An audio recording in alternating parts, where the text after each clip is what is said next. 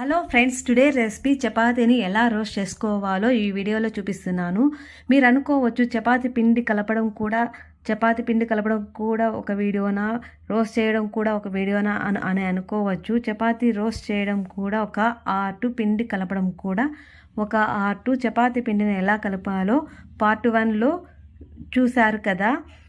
గోధుమ పిండిలోకి 2 టేబుల్ స్పూన్లు వేడి నూనె వేసుకొని అరగంట తర్వాత ఇలా పిండిని ట్రయాంగిల్ షేపులో రుద్దుకొని పాన్ పెట్టి పాన్ మీద ఇలా ఈ ట్రయాంగిల్ షేపు చపాతీని వేసి దానిపైన కొద్దిగా ఆయిల్ వేసి ఇలా 2-3 సార్లు తిప్పుకుంటూ ఇలా చపాతీని రోస్ట్ చేసుకోవాలి.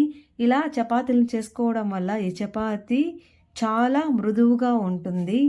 ఇలా ట్రై చేయండి ఫ్రెండ్స్. ఈ వీడియో మీకు నచ్చినట్లయితే లైక్ చేయండి, షేర్ చేయండి, సబ్స్క్రైబ్ చేయండి.